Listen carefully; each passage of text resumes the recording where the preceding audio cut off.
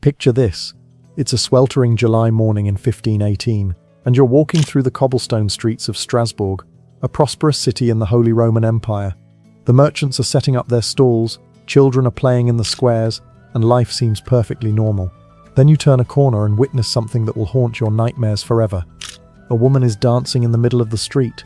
But this isn't celebration. This is pure, unbridled terror made flesh. Her feet are bleeding through her shoes. Her dress is soaked in sweat. Her eyes hold the wild desperation of someone who cannot stop moving, no matter how desperately she wants to. Her name is Frau Trophäa, and she's about to trigger one of history's most disturbing and inexplicable mass hysteria events. What started as one woman's bizarre behavior would soon consume hundreds of people, leaving medieval Europe grappling with a plague that killed not through disease, but through exhaustion, heart failure, and the simple, horrifying inability to stop dancing. This is the true story of the dancing plague of 1518, a medical mystery so bizarre that modern science still struggles to explain it, and so terrifying that it reveals the darkest corners of human psychology and medieval society. Before diving into these forgotten stories of survival and suffering, if you enjoy learning about the hidden truths of history, consider hitting that like button and subscribing for more content like this. And please, comment below to let me know where you're listening from. I find it incredible that we're exploring these ancient stories together, from different parts of the world, connected across time and space by our shared curiosity about the past. Frau Trophäa stepped into the narrow street outside her home on July 14, 1518, and began to dance. But calling it dancing is almost insulting to the word. This was something far more disturbing, a violent, uncontrolled thrashing that seemed to possess her entire body. Witnesses described her movements as jerky and wild, like a marionette being controlled by a drunk puppet master. Her arms flailed in directions that seemed to have no purpose, no rhythm, no connection to any dance anyone had ever seen. Her legs kicked and stamped with such force that chunks of stone began chipping away from the cobblestones beneath her feet. But here's what made it truly terrifying. She couldn't stop. Hour after hour, Frau Trophäa continued her frenzied movements. When concerned neighbors approached to help her, she pushed them away while continuing to writhe and twist. When they offered her water, she would try to drink while still moving, spilling most of it down her chin and dress. As the sun reached its peak and the July heat became unbearable, Frau Trophäa's condition only intensified. Sweat poured from her body, staining her clothes and creating dark puddles on the street around her. Her breathing became labored and desperate, but still, she could not stop. The most disturbing detail comes from witness accounts. Frau Trophäa was clearly trying to stop. Her face showed absolute terror and exhaustion. She would occasionally cry out in German, begging for help, pleading with God to make it stop. But her body refused to obey her mind. She had become a prisoner in her own flesh, forced to watch helplessly as her limbs continued their relentless, purposeless motion. By evening, a crowd had gathered. Some thought she was possessed by demons. Others believed she had been cursed by a witch. A few suggested she had eaten ergot-contaminated bread, causing hallucinations and convulsions. But no one had an explanation for why she simply could not stop dancing. Night fell, and still Frau Trophäa danced. Street lamps and torches were lit to illuminate her continuing ordeal. Concerned citizens took shifts watching over her, bringing blankets when she shivered while still dancing, offering food she couldn't eat while still dancing, and praying for her soul while she writhed in what appeared to be her own personal hell. The contagion spreads. What happened next defies all rational explanation and enters the realm of mass psychological horror. On the second day of Frau Trophäa's ordeal, a neighbor named Herr Klaus began experiencing what he described as an overwhelming urge to move. At first it was just a twitching in his legs and restless energy that made sitting still uncomfortable. But within hours, Klaus found himself unable to resist the compulsion to dance. Unlike Frau Trophäa's wild thrashing, Klaus's dance was different, more structured, almost ballroom-like, but equally uncontrollable. He would waltz with invisible partners, his arms positioned as if holding someone, spinning and stepping in patterns that seemed to follow some internal music only he could hear. The sight of two people dancing uncontrollably in the street drew even larger crowds. Medieval Strasbourg had never witnessed anything like this. Street vendors abandoned their stalls to watch. Priests rushed from the cathedral to witness what many believed was either a miracle or the work of Satan himself. But the real horror was just beginning. By the third day, 6 more people had joined the dance. By the end of the first week, over 30 residents of Strasbourg were trapped in this hellish, involuntary ballet. Each new dancer brought their own variation of the curse. Some moved like Frau Trophia, wild and violent. Others swayed and spun like Klaus. Some appeared to be dancing to military marches, stepping high and saluting invisible commanders. A few moved as if they were at a peasant festival, clapping their hands and stomping their feet in folk rhythms. But what united them all was the complete inability to stop, and the clear terror in their eyes as they realized they had lost control of their own bodies. The spread pattern was particularly disturbing. It wasn't random. People who watched the dances for extended periods were most likely to be affected. Families who cared for afflicted relatives often found themselves joining the dance within days. The plague seemed to spread through observation, as if the very act of witnessing this bizarre behavior somehow infected the viewer's mind. Dr. Johann Weyer, a physician visiting Strasbourg at the time, wrote in his journal, "I have seen plagues of the body that destroy flesh and bone, but this is a plague of the soul, spreading from eye to mind to limb, turning rational human beings into slaves of motion they cannot comprehend or control." The city's response, making it worse. Faced with an inexplicable crisis, the city officials of Strasbourg made a decision that would go down in history as one of the most catastrophically wrong responses to a public health emergency ever recorded. After consultation with physicians, theologians, and civic leaders, they reached a conclusion that seems absurd to modern minds. The dancers were sick because they couldn't dance properly. The cure, they decided, was more dancing. The theory, based on medieval medical understanding, was that the afflicted had hot blood that needed to be cooled through continuous movement. Like a fever that breaks through sweating, they believed the dancing sickness would resolve once the dancers had danced out all the corrupt humours in their bodies. So the city government hired professional musicians and built a wooden stage in the largest public square. They brought in healthy volunteers to dance with the afflicted, believing that proper dancing partners might help regulate the chaotic movements. They even paid for professional dancers to come from neighbouring towns to demonstrate correct dancing techniques. The result was absolute disaster. The addition of music seemed to intensify the dancers' compulsions. Where before they had moved in silence to their own internal rhythms, now they were driven to match the external beat. Their movements became more violent, more coordinated, and far more dangerous. The professional dancers who came to help found themselves unable to leave the stage. One by one they were drawn into the same uncontrollable state as the original victims. What had been intended as treatment became recruitment for the plague. The wooden stage, meant to contain the dancing to one area, instead became a focal point that drew even more spectators. The larger audiences led to more infections. The professional quality music, audible throughout the city, seemed to trigger the dancing compulsion in people who had never even seen the afflicted. Within days of implementing this cure, the number of active dancers had swollen from 30 to over 100. The city square became a scene from Dante's Inferno. Dozens of people trapped in uncontrollable motion, surrounded by musicians who couldn't stop playing lest the dancers become even more violent, watched by crowds who risked infection simply by observing. Contemporary accounts describe the scene as hell opened upon earth. The sound of 100 pairs of feet stamping on wooden platforms, accompanied by frantic music and the occasional scream of exhaustion or pain, could be heard throughout Strasbourg both day and night. The death toll mounts. What had begun as a bizarre curiosity quickly became a genuine public health catastrophe. The human body, it turns out, is not designed for continuous, uncontrolled movement for days on end. The first death occurred on the 7th day of the plague. Frau Trophea, the original dancer, collapsed mid-spin and never regained consciousness. The official cause of death was listed as exhaustion of the heart, but witnesses described something far more disturbing. According to those present, Frau Trophea didn't simply fall down, she danced herself to death. Her final movements became increasingly erratic and desperate, as if she were fighting against invisible chains. Her breathing became so laboured that she could barely get air between the violent jerks and spasms of her body. When she finally collapsed, her limbs continued twitching for several minutes, as if the compulsion to dance was stronger than life itself. But Frau Trophea was just the beginning. Medical records from Strasbourg describe a litany of deaths that read like a medieval horror story.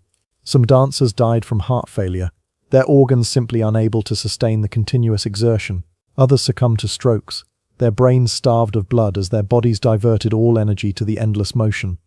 Perhaps most disturbing were those who died from what medieval physicians called exhaustion of the soul. These dancers simply seemed to give up. They would continue moving, but their eyes would go blank, their faces would lose all expression, and they would dance until their bodies mechanically shut down like broken clockwork. The dancers couldn't eat properly because they couldn't stay still long enough to consume a full meal. They couldn't sleep because the compulsion to move persisted even when they were exhausted. They couldn't drink adequately because swallowing while in constant motion led to choking and vomiting. Dr. Paracelsus, who arrived in Strasbourg during the height of the plague, documented the physical deterioration in gruesome detail. He wrote of dancers whose feet had worn down to bloody stumps, whose joints had dislocated from the repetitive motions, whose muscles had essentially consumed themselves from the inside out. Some dancers developed what he called the dance fever. Their body temperature would spike to dangerous levels from the constant exertion, causing delirium and hallucinations that made their movements even more violent and unpredictable. By the end of July 1518, the death toll had reached dozens, with hundreds more afflicted and showing no signs of recovery. The city was running out of healthy citizens to care for the sick, and the economy had essentially ground to a halt as businesses closed and people fled to neighboring towns. Theories and explanations? Medieval versus modern? The dancing plague of 1518 left medieval society scrambling for explanations, and their theories reveal as much about 16th century psychology as they do about the plague itself. The most popular explanation among religious authorities was demonic possession. They pointed to the dancers' inability to stop when presented with holy relics, their apparent imperviousness to prayer, and the way the condition spread among observers as evidence of supernatural influence. Father Heinrich Kramer, author of the notorious Malleus Maleficarum, the Hammer of Witches, personally investigated the Strasbourg outbreak. He concluded that the dancers were victims of a coordinated curse cast by a coven of witches intent on destroying Christian society. His recommendation was mass trials and executions of suspected witches, a solution the city wisely rejected. Medical authorities of the time favored the hot blood theory mentioned earlier, but they also considered ergot poisoning from contaminated rye bread.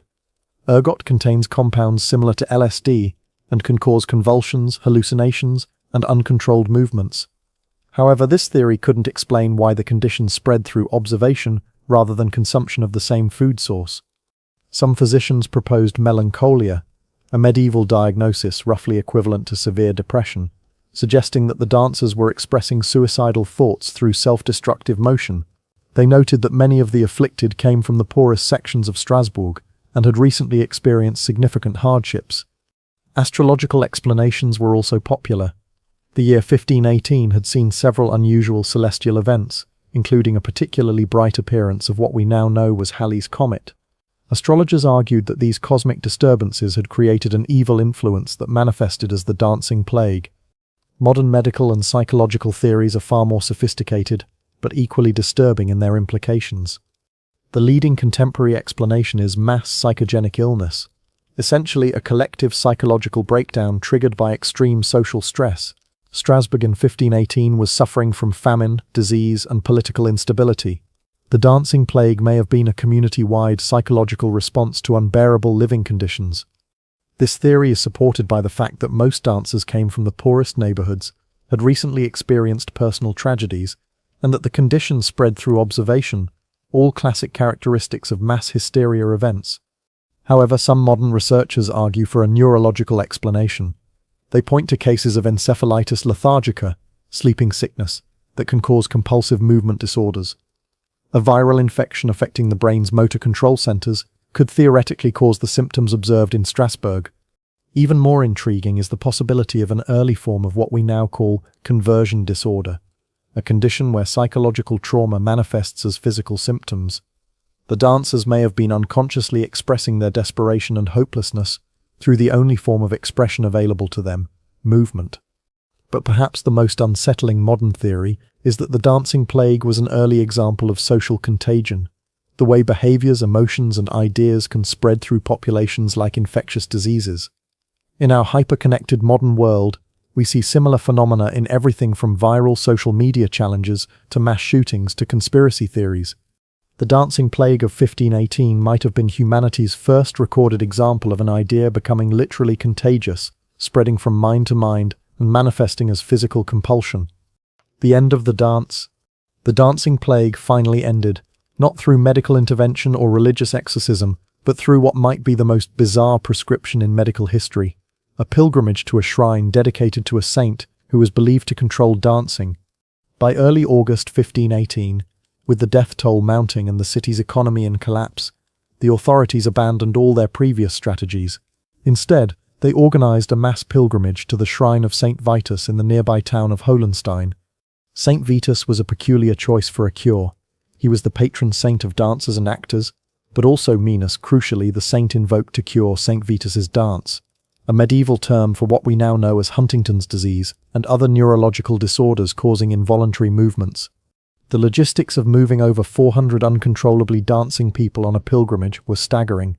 The city hired dozens of carts and wagons, along with enough healthy citizens to physically restrain the dancers during transport.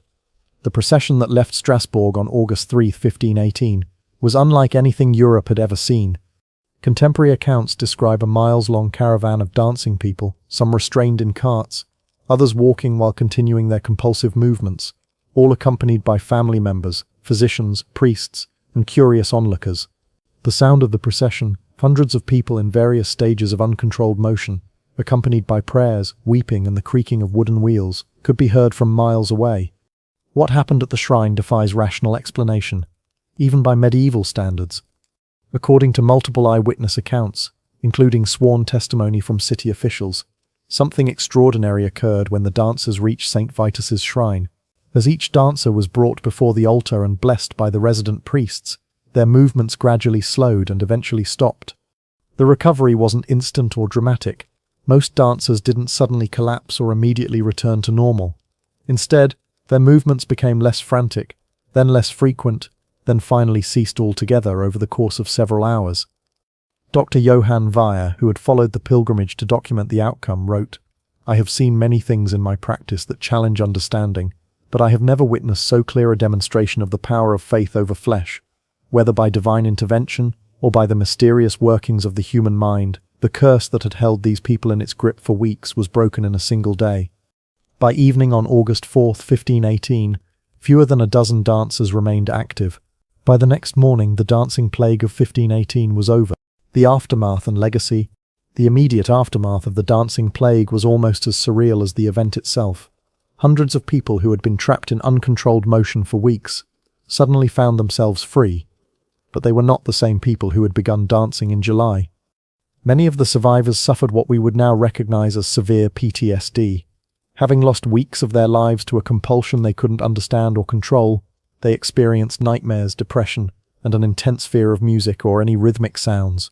Some former dancers became reclusive, terrified that exposure to certain stimuli might trigger a relapse. The physical damage was equally severe.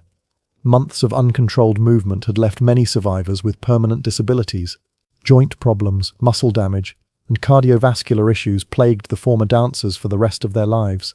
Several never fully recovered their ability to walk normally. Perhaps most disturbing were the psychological scars. Many survivors reported feeling like they had lost their sense of self during the dancing plague. They described feeling like passengers in their own bodies, conscious and aware but unable to control their actions. This sense of lost agency had profound effects on their ability to trust their own minds and bodies afterward. The city of Strasbourg itself was traumatized. For years afterward, public dancing was banned except for specific religious festivals. Street musicians were required to obtain permits and could be arrested if their music was deemed too rhythmic or compelling. The wooden stage built to cure the dancers was burned, and the square was consecrated to prevent any recurrence. The economic impact was staggering. Strasbourg lost nearly 15% of its adult population to death, disability, or emigration following the plague. Entire neighborhoods had been abandoned as families fled in terror. It took over a decade for the city to fully recover its pre-plague prosperity. But perhaps the most lasting impact was on the collective memory of medieval Europe. Word of the dancing plague spread throughout the continent, inspiring fear, fascination, and copycat outbreaks. Kleinsey accounts of similar but smaller dancing plagues emerged from at least a dozen other European cities over the following decades. The event also profoundly influenced European attitudes toward mass gatherings, public health, and the relationship between mind and body. It was one of the first recorded instances where authorities recognized that psychological factors could cause genuine physical illness, laying early groundwork for what would eventually become the field of psychiatry. Modern echoes. Are we still dancing? The dancing plague of 1518 might seem like a bizarre historical curiosity, but its echoes reverberate through modern society in ways that should make us deeply uncomfortable. Consider the phenomenon of viral social media challenges that compel people to engage in dangerous or self-destructive behavior. From the Ice Bucket Challenge to more harmful trends like the Tide Pod Challenge or the Momo Challenge, we see the same pattern. An idea spreads through observation, people feel compelled to participate despite recognizing the risks, and the behavior spreads far beyond its original context. Mass hysteria events continue to occur in our supposedly rational modern world. The 2016 clown sightings phenomenon saw thousands of people across multiple countries reporting encounters with threatening clowns, despite little physical evidence. The reports spread through social media, creating a genuine public safety crisis based largely on shared psychological contagion. Even more disturbing are modern examples of conversion disorders and mass psychogenic illness. In 2011, dozens of teenage girls in Leroy, New York, suddenly developed tics, twitches, and involuntary vocalizations that spread through their social network. In 2012, over 200 factory workers in Cambodia suddenly fainted and experienced convulsions, shutting down production for days. These modern dancing plagues follow the same patterns as the 1518 outbreak. They affect people under stress, they spread through social connections, they cause genuine physical symptoms, and they resist conventional medical treatment. Perhaps most unsettling is the recognition that our hyper-connected digital age might make us more susceptible to such contagions, not less. Social media allows ideas, behaviors, and psychological states to spread faster and farther than ever before. We're all potentially just one viral video away from our own version of the dancing plague. The citizens of Strasbourg in 1518 couldn't understand how an idea could become physically contagious. They lived in a world where information traveled at the speed of horses and word of mouth, yet they experienced one of history's most dramatic examples of social contagion. We live in a world where information travels at the speed of light and reaches billions of people simultaneously. We have far more sophisticated understanding of psychology, neurology, and social dynamics, yet we continue to see the same fundamental phenomenon. Human consciousness is far more fragile and interconnected than we like to believe. The dancing plague reminds us that the line between individual and collective experience is thinner than we imagine. It suggests that under the right conditions of stress, fear, and social pressure, entire communities can lose their grip on reality in ways that manifest as genuine physical illness. In the end, the dancing plague of 1518 serves as both historical curiosity and modern warning. It reveals the terrifying fragility of human consciousness and the devastating power of social contagion. Frau Troffea stepped into that street in Strasbourg and began dancing because something in her mind or body compelled her to move. Whether it was psychological trauma, neurological illness, or something else entirely, we may never know. But her individual crisis became a collective nightmare because human beings are fundamentally social creatures, connected to each other in ways we still don't fully understand. The hundreds of people who joined her dance weren't weak or gullible. They were ordinary citizens living through extraordinary stress, and they fell victim to one of the most basic features of human psychology, our tendency to mirror and mimic the behavior of those around us. The dancing plague ended at the shrine of Saint Vitus, but the conditions that created it never went away. Social stress, economic inequality, political instability, and the fundamental human need for meaning and connection continue to exist. In our modern world, they may be more intense than ever. We are all potential dancers, waiting for the right combination of stress, suggestion, and social pressure to begin our own uncontrollable movements. The rhythm might be different: viral challenges, conspiracy theories, mass panic, political extremism, but the underlying mechanism remains the same. The people of Strasbourg learnt that ideas can be contagious, that consciousness is fragile, and that the boundary between individual and collective experience can collapse without warning. They learnt these lessons through blood, sweat, and the desperate rhythm of feet that couldn't stop moving.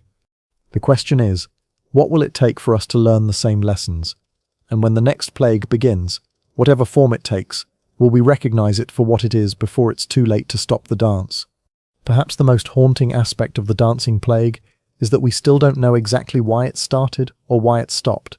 500 years later, with all our scientific knowledge and technological sophistication, the events of 1518 remain fundamentally mysterious. This suggests something profound and unsettling about human nature. There are aspects of our collective psychology that we still don't understand. forces that can compel us to behave in ways that defy rational explanation, contagions of the mind that spread faster than any virus and prove just as deadly. The dancers of Strasbourg are long dead, but their story lives on as a reminder that we are not as rational, individual, or in control as we like to believe. We are social creatures, vulnerable to the same psychological contagions that turned a prosperous medieval city into a scene from hell. And somewhere, in some stressed community facing unbearable pressures, the next dance may already be beginning.